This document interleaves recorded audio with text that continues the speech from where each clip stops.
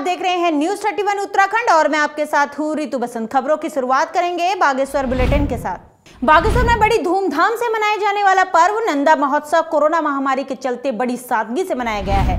यहाँ कोविड-19 के संक्रमण को देखते हुए महोत्सव आयोजन समिति के लोगों ने मां नंदा सुनंदा की पूजा में आने पर प्रतिबंध लगाकर दिन में कथा वाचन और कन्या पूजन के बाद देर शाम गंगा आरती रखी है। आज शाम 5 बजे ब्रह्मा कपाली पत्थर के पास मूर्तियों का विसर्जन किया जाएगा।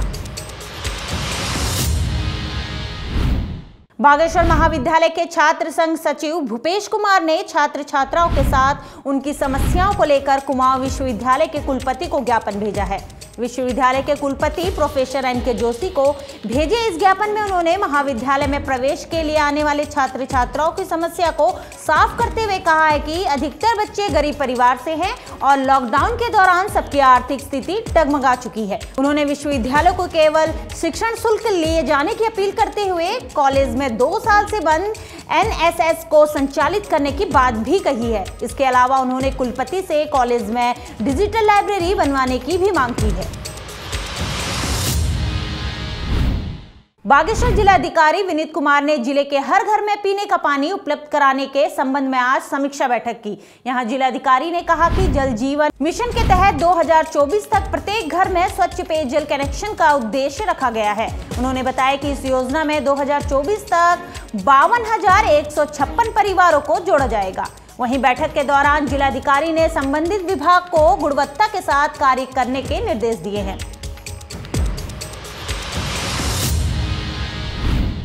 प्रदेश में वन भूमि हस्तांतरण के निस्तारण के लिए आज वन और पर्यावरण के मुख्य सचिव आनंद वर्धन ने प्रदेश के सभी जिलाधिकारियों और प्रभागीय वन अधिकारियों के साथ वीडियो कॉन्फ्रेंस के जरिए समीक्षा वार्ता की। इस विषय में उन्होंने जिले में लागू होने वाली योजनाओं को लेकर कहा कि इस पर तुरंत सर्वे कर आगे की कार्रवाई की जानी चाहिए। वहां जिलाधिकारी ने बताया कि पूर्व में ही अधिकारियों के साथ इस संबंध में बैठक आयोजित कर ली गई है तथा संबंधित विभागों को इसके लिए निर्देशित कर दिया गया है।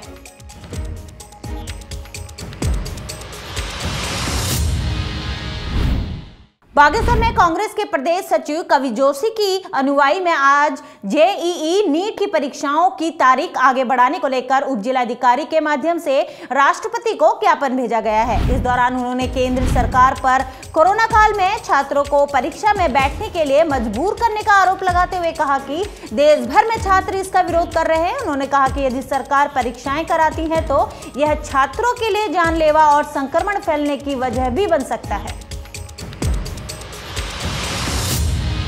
देखिए, आज युवा कांग्रेस बागेश्वर द्वारा एक सूत्री मांग को लेकर यहाँ पर तहसील प्रांगण में जो हमारे NET वो NDA की जो परीक्षाएं होनी है उनकी तिथियों को आगे बढ़ाने के संबंध में यहाँ पर माननीय उप जिलाधिकारी बागेश्वर के माध्यम से हमारे महामहिम राष्ट्रपति जी को एक ज्ञापन भेजा है। और हमारी ये मांग है कि जो ये परीक्षाएं हैं इनको यथाशीघ्र आगे बढ़ाया जाए, क्योंकि आपको पता ही है कि जैसे हमारा पूरा विश्व भी कोरोना जैसी महामारी से जूझ रहा है और इन परीक्षाओं अगर ये परीक्षाएं होती है तो जिस तरीके से एक छत के नीचे सारे जो हमारे विद्यार्थी हैं या और भी लोग जो आएंगे एक छत के नीचे आएंगे तो अगर एकत्रित होंगे तो कहीं ना कहीं हमें लगता है कि कोरोना का जो संक्रमण है वो बढ़ेगा और हम नहीं चाहते कि हमारा देश का भविष्य किसी खतरे में पड़े, उनका जीवन खतरे में पड़े। तो इसी संबंध में हम आज एक ज्ञापन एक सूची मांग को लेकर यहाँ पर आए हैं और हम मांग करते हैं कि यथाशीघ्र इन परीक्षाओं को रद्द किया जाए और इनकी तिथियों का आगे बढ़ाया जाए। आज यूथ कांग्रेस बागेश्वर में यूथ कांग्रेस द्वारा एक ज्ञापन दिया गया जिसमें जो होने वाली नेट उसकी NDA की परीक्षा है और जो आपकी JEE नेट की परीक्षा होने वाली है 5 सितंबर और 6 सितंबर को, उसके ही लिए एक ज्ञापन दिया गया कि ये राष्ट्रपति महोदय को हमने ज्ञापन प्रेषित किया है जिसमें लिखा है कि जो ये कोरोना काल चल रहा है पूरे देश भर में, जिसमें कहीं ना कहीं बेरोजगार अभी उपेक्षित महसूस कर रहा है अपने आप को, और ऐसी स्थिति में अगर ये परीक्षा होती है तो यहाँ से जो पूरे देश भर में इस परीक्षा के लिए योग्य परीक्षार्थी हैं वो कहीं ना कहीं पर इस परीक्षा को नहीं दे पाएंगे और अगर देने जाते भी हैं तो कहीं ना कहीं उनके लिए होटल की समस्या, आने जाने की समस्या, रहने की समस्या, बाकी खाने पीने की समस्या, ये समस्या कहीं ना कहीं निकलेगी। इसी विषय में हमने ये ज्ञापन दिया ताकि इस परीक्षा को हम चाहते हैं कि कुछ समय के लिए जब तक कोरोना काल जब सही स्थिति सही नहीं हो जाती है तब तक इस परीक्षा को टाल के कुछ टाइम बाद की जाए ताकि कोई देश में स्थिति सही हो जाए। कोरोना काल में लॉकडाउन के बाद शहरों से घर वापस लौटे युवा अब स्वरोजगार की तरफ कदम बढ़ा रहे हैं। यहां बागेश्वर कांडा सिमकुना गांव के मनोज कुमार ने सैलून खोलकर स्वरोजगार की तरफ कदम बढ़ाए हैं। साथ ही वे सैलून के साथ मुर्गी पालन का भी काम कर रहे हैं। यहां रोजगार शुरू करने वाले मनोज का कहना है कि वो दिल्ली में 10 साल से होटल लाइन में काम करते थे, लेकिन लॉकडाउन के बाद उन्हें घर आना पड़ा। फिलहाल किराए के कमरे में सैलून चला रहे हैं। मनोज का कहना है कि उनके पास खुद की जगह नहीं होने के चलते उन्हें किराए के कमरे में सैलून चलाना पड़ रहा है, जिससे सारा खर्चा किराए में ही निकलने लगा है। इधर उन्होंने सरकार और प्रशासन से आर्थिक सहयोग की भी अपील की है। मेरा नाम मनोज कुमार, डिस्ट्रिक्ट बागेश्वर सिमकुना का रहने वाला हूँ और मैं बाहर जॉब करता था। उसके बाद लॉकडाउन के बाद मैंने गांव में ही सैलून का काम शुरू किया। कितने साल से काम करते थे आप बाहर? मैं 10-12 साल से काम करता था बाहर। अच्छा, कब आए घर? घर में आ गया था 18 अप्रैल को आया था। ये काम कब शुरू किया आपने? काम मैंने 15 मई से शुरू किया था। अच्छा, कैसा चल रहा है काम? अभी नॉर्मली है। क्या दिक्कत? 2, 4, 5, 7, 5-6 कस्टमर आ जाते हैं। क्या दिक्कत आ रही है? मेरे को यहाँ पे अभी मैं किराए में इसको चला रहा हूँ और अभी यहाँ पे व्हील चेयर नहीं है और वैसे लोकल चेयर में कटिंग कर रहे हैं अभी। इसके साथ और भी कुछ किया आपने अभी? इसके साथ मैंने मुर्गी पालन कर रखा है। सर, मेरी मांग ये है कि मैं अपना कमरा बनाना चाहता हूँ और उसमें अपना ही काम शुरू करना चाहता हूँ।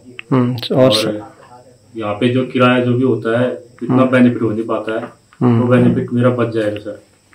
और दिल्ली अपने कमरे में। दिल्ली में क्या करते थे आप? दिल्ली में मैं होटल में था sir, Indian hotel kitchen line में। 12 साल बाहर रही होगी। अच्छा। और मेट्रो में भी काम किया था मैंने, कैंटीन में मेट्रो की। बागेश्वर सनी उडियार के सिलाटी गांव में बिजली के पोल खराब होने की वजह से ग्रामीणों के लिए मुसीबत बने हुए हैं। दरअसल ग्रामीणों का कहना है कि इस लाइन से गुजरकर लगभग 20 गांवों को बिजली जाती है। वहीं इस लाइन के पास में ही एक स्कूल भी है और बिजली का खंभा सड़क के ठीक किनारे है, जहां से रोज कई वाहन गुजरते हैं, जो कि एक बहुत बड़ी घटना को दावत दे रहा है। वहीं यहां के ग्रामीणों ने कहा है कि उन्होंने इस संबंध में कई बार विभाग को सूचित कर दिया है, इसके बावजूद भी विभाग द्वारा अनदेखी की जा रही है। इधर ग्रामीणों ने खराब पोलों को बदलने की मांग की है। और ये बिजली जो लाइन है, बड़ी लाइन, तो हमने विभाग को बहुत दफ़े बता दिया कि यहाँ पर लाइन जो है ख़राब हो रही है। विभाग बिल्कुल लापरवाही से काम कर रहा है। यहाँ बच्चे हैं, स्कूल है इधर ही, और इसमें कोई काम नहीं हो रहा है। ये हमने 2-3 दफ़े इसमें रिपोर्ट कर ली, फिर भी विभाग सुना पड़ा है। परसों सिलाटी में सरकार जनता के द्वारा लगा था, तो उस दिन पे हमने कंप्लेंट की है। तो अभी तक ये ऐसे पोल छड़े हैं कि ना कोई विभाग का आदमी आया, ना कोई लिखित भी हमारे पास, और हम जाके खुद इसमें कोई कार्रवाई नहीं हुई। हमने इसको पहले भी जाके हमने एक बार विभाग को इन्फॉर्मेशन दिया कि यार भाई, हमारा ये जो यहाँ पर रोड पे है, बड़ी लाइन है, ये यहाँ पर खतरा बना है, रोड है, ये बच्चे चलते हैं, गाय बच्चियाँ सब यहीं से जाते हैं, तो इसमें कोई कार्रवाई नहीं हुई अभी तक। तो इसलिए हम ये सोच रहे हैं कि इसमें कार्रवाई हो जल्दी से जल्दी, और बाद में ये खतरा ना बने कि कहीं पोल मतलब गिर गया, ना इसके सपोर्टर ऐसे गिरे हैं ये, और कोई शुद्ध नहीं विभाग को। बागेश्वर बुलेटिन में बस इतना ही। देखते रहिए न्यूज़ 31 उत्तराखंड। नमस्कार।